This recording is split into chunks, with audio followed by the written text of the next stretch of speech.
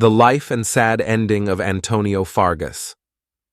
Antonio Fargas was born Antonio Juan Fargas on August 14, 1946, in New York City, New York, the U.S., to a Puerto Rican father and a Trinidadian mother, probably on August 14, 1946. He and his 10 siblings grew up in a housing project on Manhattan's Lower West Side. Fargas's father was a garbage man who later worked in public relations, and his mother, Fargas told Boston Herald reporter Paul Sullivan, was a great domestic engineer. When Fargas was a sophomore in high school in 1961, he noticed a story in New York's Amsterdam News saying that auditions were being held for an independent film called Cool World. He got the part.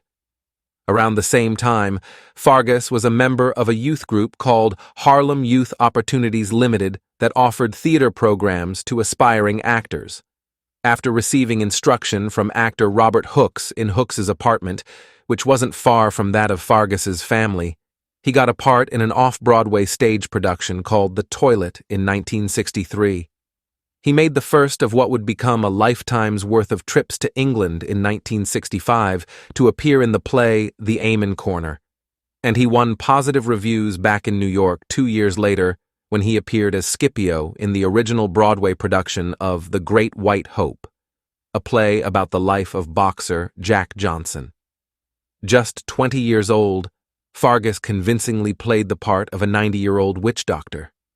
Fargas also made notable appearances in a 1968 New York Shakespeare Festival production of Romeo and Juliet and in the 1969 play Ceremonies in Dark Old Men. Dividing his time between New York and Los Angeles, Fargas began to break into movies. He had parts in some of the popular black-oriented films of the early 1970s, like Shaft in 1971, Cleopatra Jones in 1973, and Foxy Brown in 1974. In 1974, he also played Quickfellow in Conrack, a film made from author Pat Conroy's autobiographical novel about his experiences teaching in an African-American community on one of South Carolina's coastal islands. Fargas also garnered roles in episodes of such hit television series as The Bill Cosby Show, Police Story, Kojak, and Sanford and Sons. Fargas had appeared in the 1972 film Across 110th Street, directed by Barry Shear, and when Shear was signed to direct the pilot episode of the ABC network Starsky and Hutch in 1975, he cast Fargas in the role of Huggy Bear.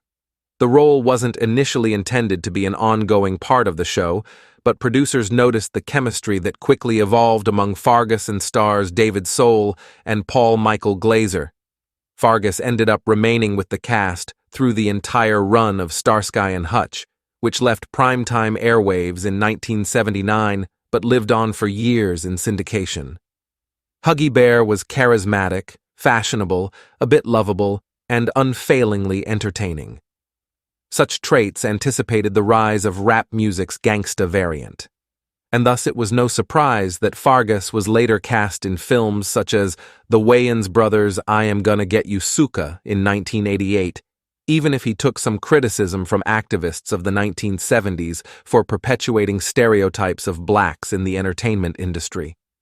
The end of Starsky and Hutch barely slowed Fargas's career. He returned to the stage for a time in the 1980s, explaining to the Providence Journal that I hadn't been on stage for a long time. Your acting muscles atrophy when you don't use them. He had the lead role in a 1985 play called Toussaint, Angel Warrior of Haiti, which traced the life of the 19th century Haitian independence leader Toussaint Louverture. That year, he also appeared in a New York Shakespeare Festival production of Shakespeare's Measure for Measure, and in 1986, he had a role in a Philadelphia production of The Amen Corner, the play that had taken him to England as a teenager. Fargas continued to act in films, and in the 1990s he kept up a steady schedule of television guest star appearances in such series as The Fresh Prince of Bel-Air, Martin, Living Single, and The Steve Harvey Show. In personal life, married and divorced twice, he moved in with his partner, real estate executive Sandy Reed, in the late 1980s, raising her 2 children and Fargas too from a previous marriage. One son, Justin Fargas, became a football star with the Oakland Raiders of the National Football League. The early 1990s offered real challenges for Fargas. He conquered alcohol and tobacco addictions.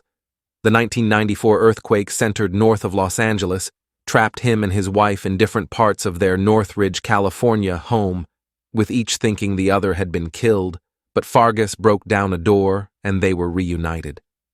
Probably right now is his worst time when his health is slowly deteriorating. Thank you for listening to the story about the life of Antonio Fargas. Like and comment on your opinion in the comments section below.